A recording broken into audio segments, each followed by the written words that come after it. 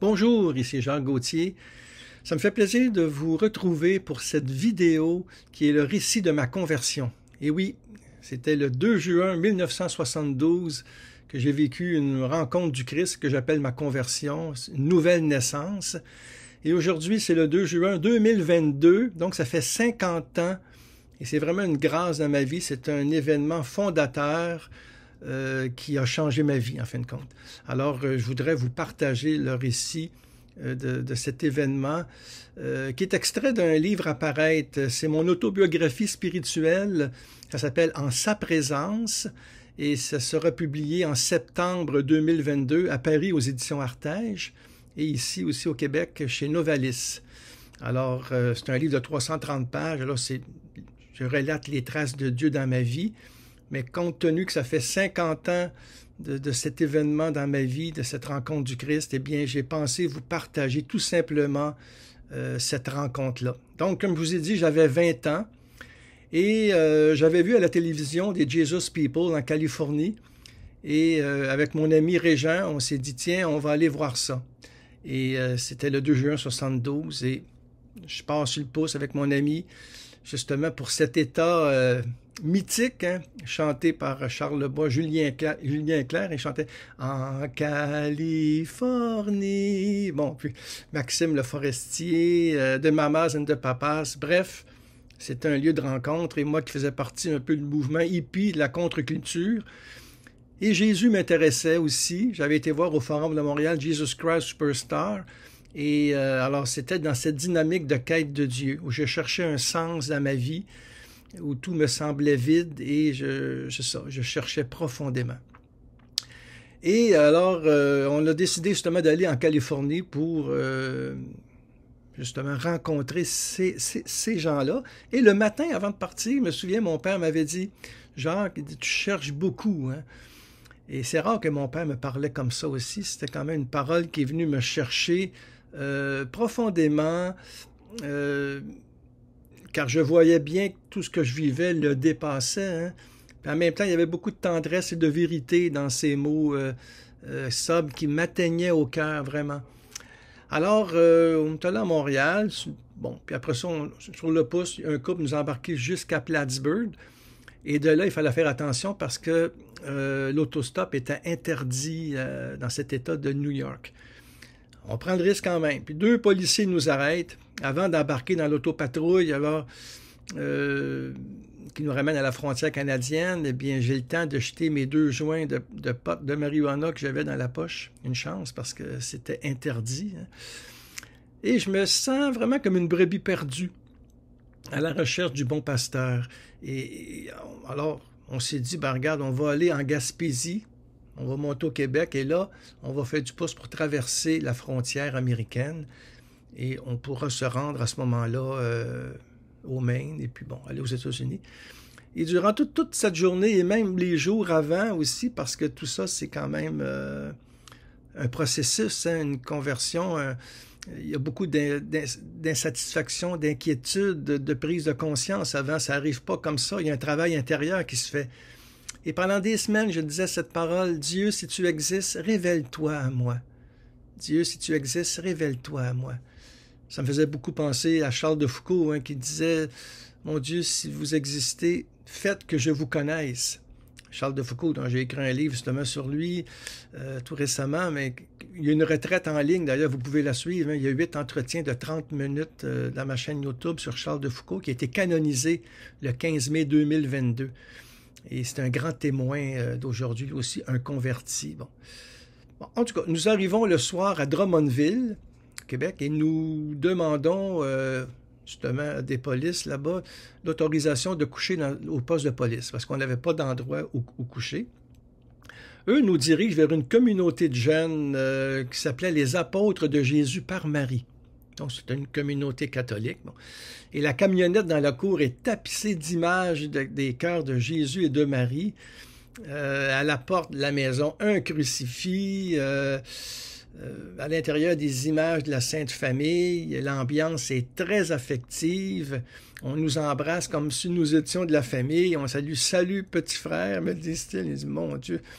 Je sais pas s'ils en ont fumé du bon, mais s'il y avait tellement d'amour là-dedans que ça nous interpellait, hein, parce que c'est ça le témoignage aussi, c'est à l'amour que nous avons les uns pour les autres, hein, en fin de compte. C'est ça qui nous attire vers Dieu. C'est un témoignage vécu par l'exemple. Mais ça me faisait bizarre quand même, autant d'amour. Et ces jeunes-là, comme moi, hein, qui me ressemblaient, tout ça, les cheveux longs, et puis bon. C'était vraiment au début du renouveau charismatique au Québec. Et ce mouvement-là s'inscrivait dans une mouvance, je dirais, de ferveur et d'évangélisation.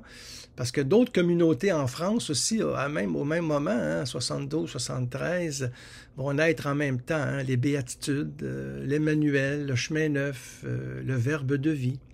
Alors on peut dire que l'Esprit Saint a travaillé fort durant ces années-là.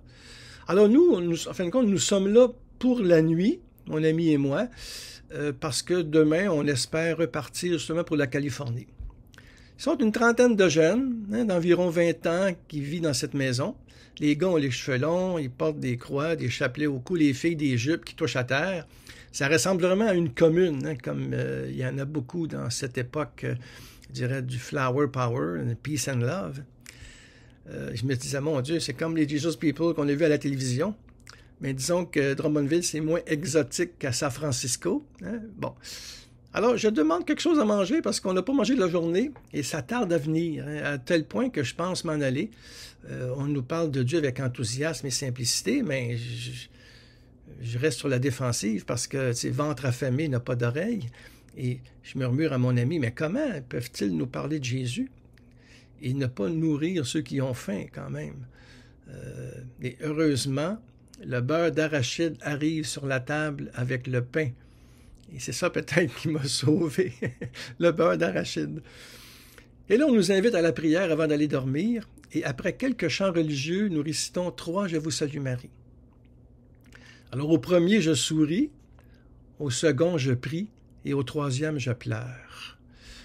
Il est arrivé quelque chose là. Le reste appartient à l'Esprit Saint. Hein, je ne peux pas tout vous décrire. Mais ce que je veux vous dire, et c'est sûr quand vous allez lire mon autobiographie, Marie est au cœur de ma vie. J'ai été baptisé le 8 décembre 1951 et Marie était très présente. Hein. Je suis né près du sanctuaire Notre-Dame-du-Cap, Cap de la Madeleine, à Grand-Mère, et le sanctuaire est à une trentaine de kilomètres de là. Et Marie faisait partie de ma vie. Et je l'ai toujours aimé prier, mais à l'adolescence, j'ai arrêté, tout ça, puis c'était mon époque hippie. Alors dans le livre, je décris tout ça. Et là, c'est comme si Marie me retrouvait, ou en fin de compte, je la laissais entrer à travers cette prière que j'ai récitée tant de fois. Hein? Salut Marie, pleine de grâce, le Seigneur est avec toi.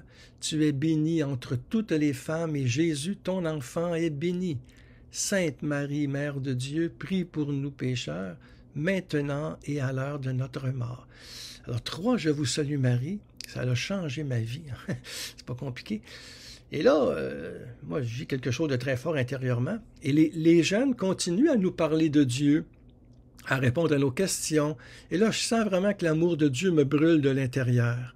C'est un feu divin qui est très difficile à exprimer, mais qui se répand jusque dans mes derniers retranchements. Hein.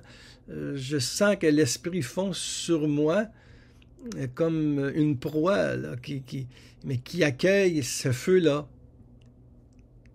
Et je me sens aimé, profondément aimé de Dieu.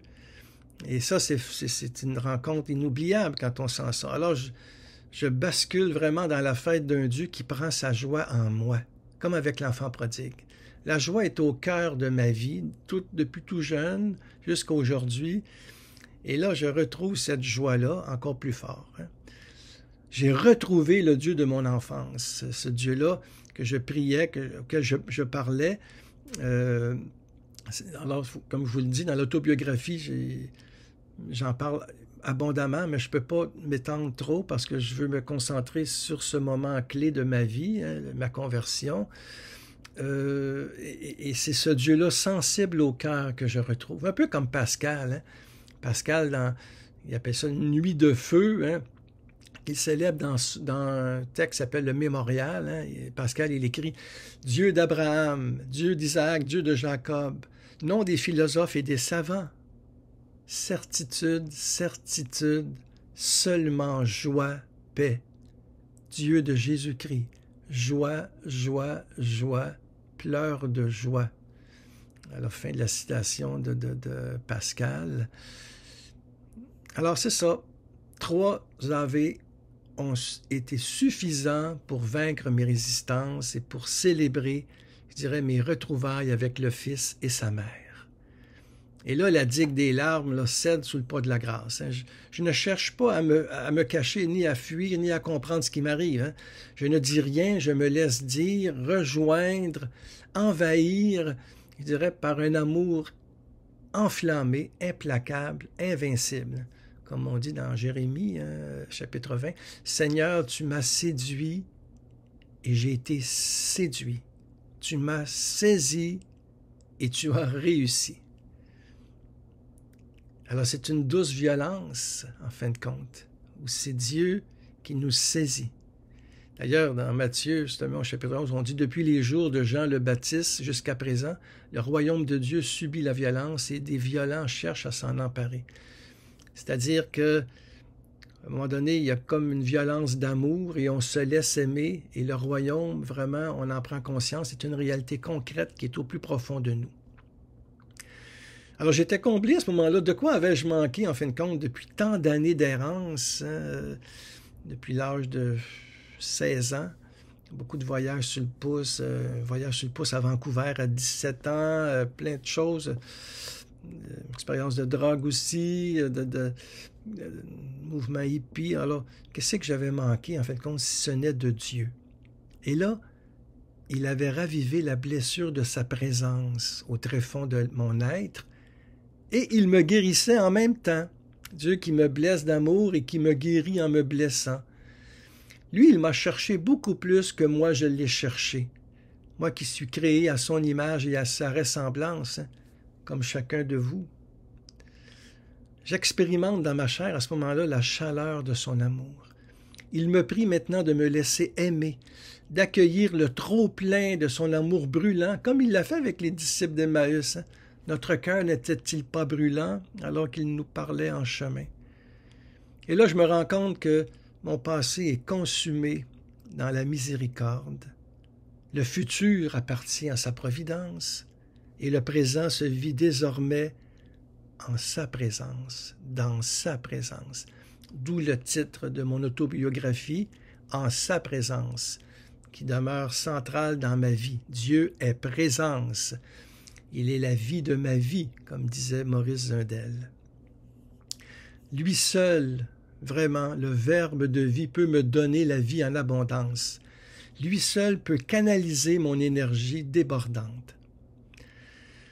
Alors, je ne sors pas indemne de cette rencontre personnelle avec le Christ qui m'a mis au monde une nouvelle fois. C'est vraiment une nouvelle naissance.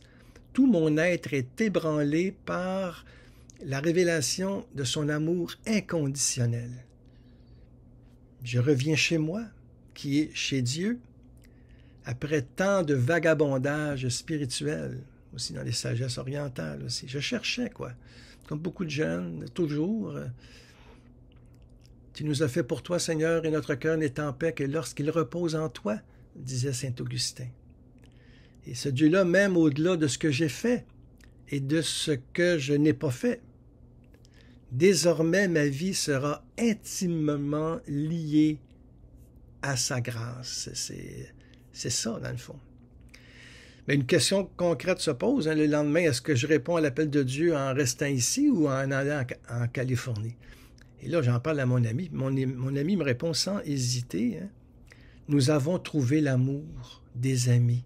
Pourquoi irions-nous plus loin? Une autre parole qui me rejoint au cœur, comme celle de mon père la veille, qui m'avait dit « Tu cherches beaucoup. Hein? » Et là, mon ami qui me dit « On a trouvé l'amour. Pourquoi irions-nous plus loin? » Il aurait pu dire « Mais nous avons trouvé le Seigneur. Il a les paroles de la vie éternelle. Où irions-nous? » Alors, OK, on décide de rester dans cette communauté si accueillante. Et à ce moment-là, on se greffe au corps du Christ, l'Église. Et je savais qu'en disant oui, je ne retournais plus en arrière. Hein, comme si l'Esprit qui souffle où il veut allait effacer mes pas dans le désert. Et à partir de ce moment-là, terminer les voyages sur le pouce, la bohème au cégep, les drogues et même la cigarette. Jésus m'invite à avancer au large.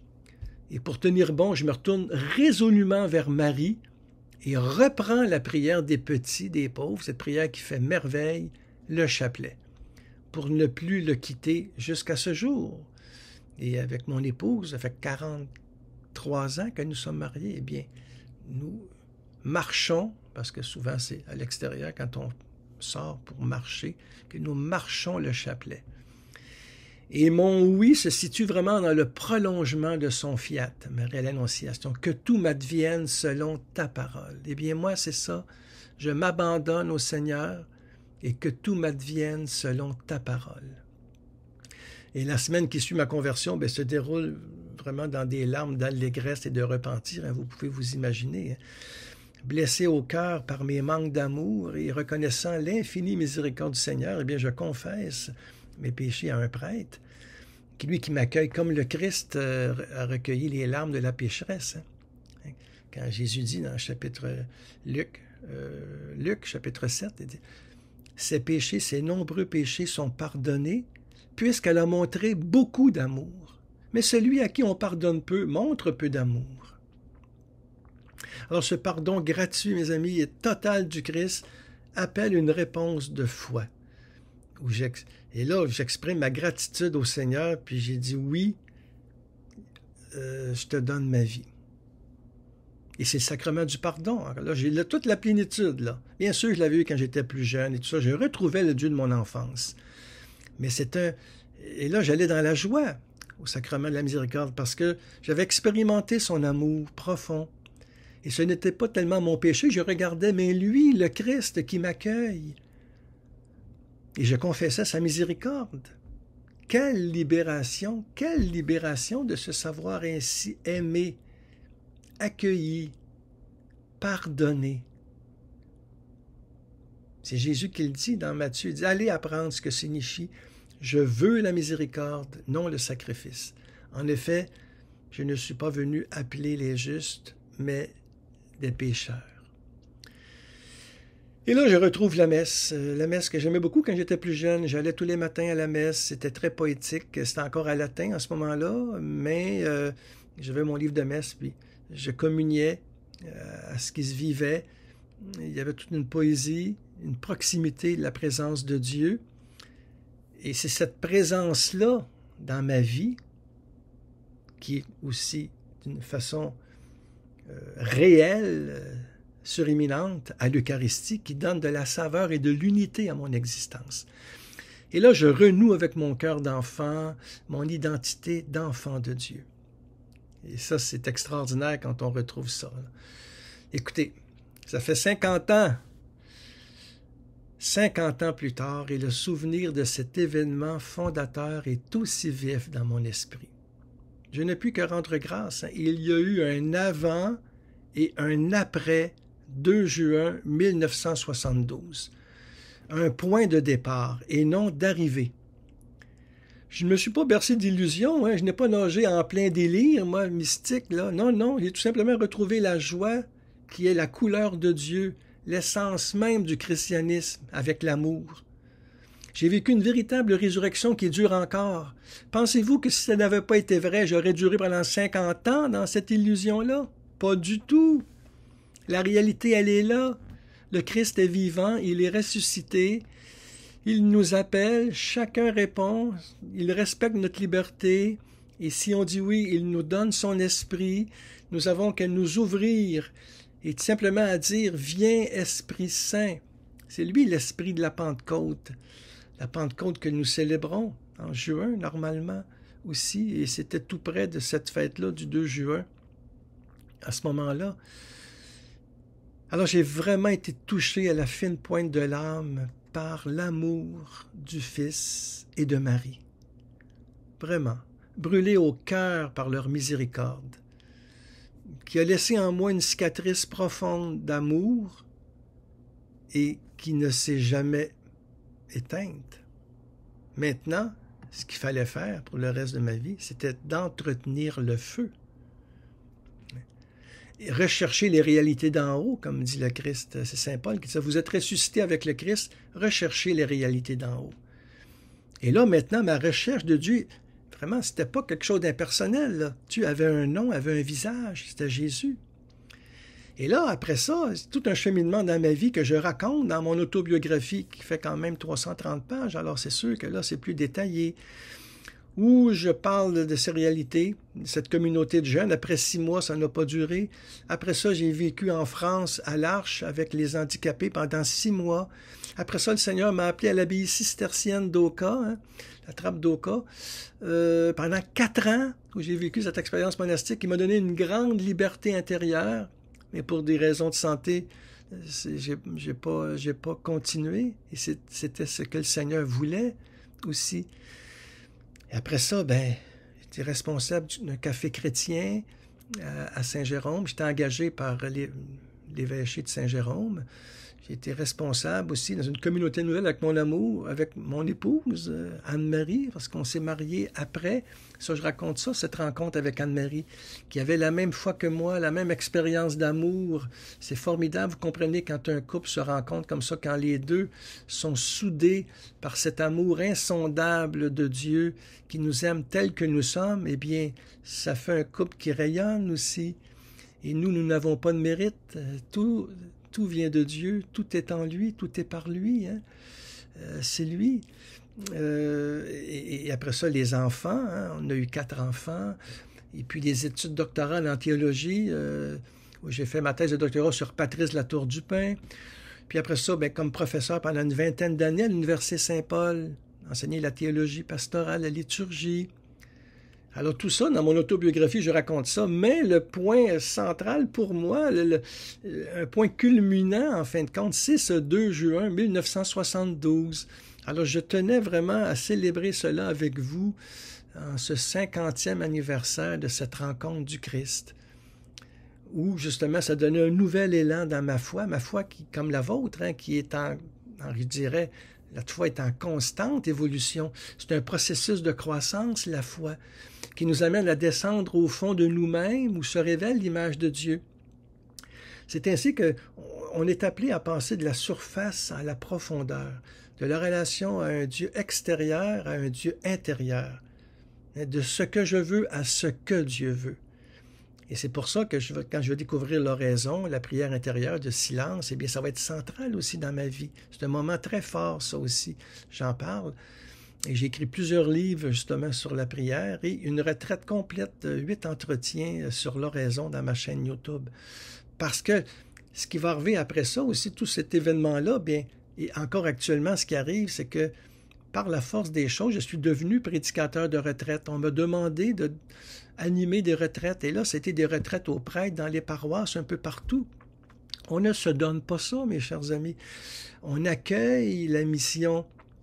C'est pas quelque chose... on court pas après ça, hein, parce qu'il y a des épreuves, après ça, des purifications. On répond à un appel, c'est tout, et on fait confiance.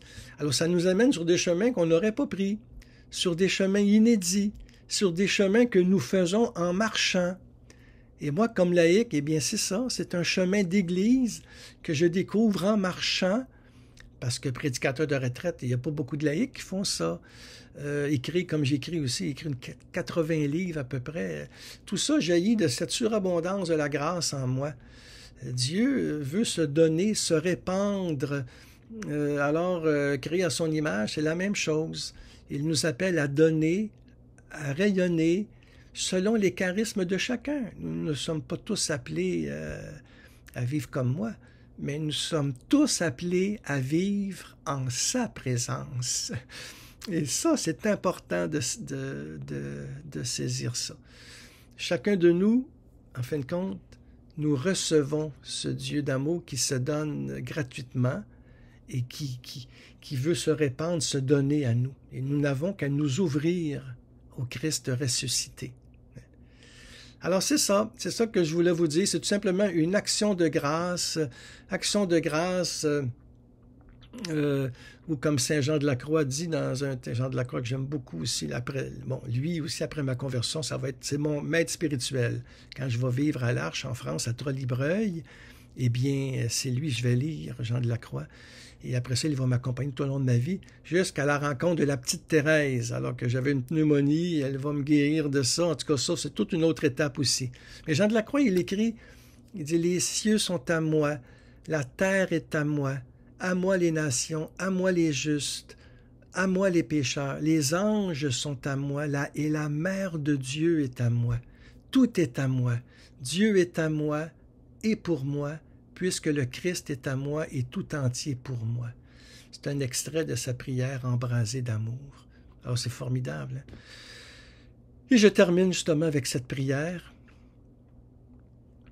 Seigneur Jésus, je te rends grâce pour ton amour dans ma vie et pour ton amour en chacune de nos vies. Viens toucher le cœur de la personne qui m'écoute, qui en a le plus de besoin en ce moment. Viens toucher son cœur comme tu as fait pour moi, Seigneur. Envoie ton esprit sur cette personne. Toi, tu la connais. Tu fais des merveilles, Seigneur, j'en suis témoin.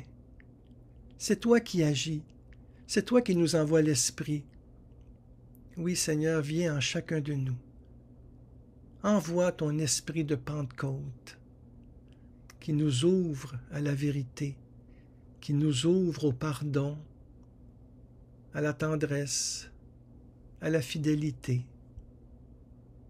Merci, merci Jésus de ton amour et merci de nous avoir révélé le Père. Et c'est ensemble que nous disons cette belle prière des enfants de Dieu. Notre Père, qui es aux cieux, que ton nom soit sanctifié, que ton règne vienne, que ta volonté soit faite sur la terre comme au ciel.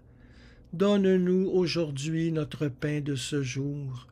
Pardonne-nous nos offenses, comme nous pardonnons aussi à ceux qui nous ont offensés. Et ne nous laisse pas entrer en tentation, mais délivre-nous du mal. Amen.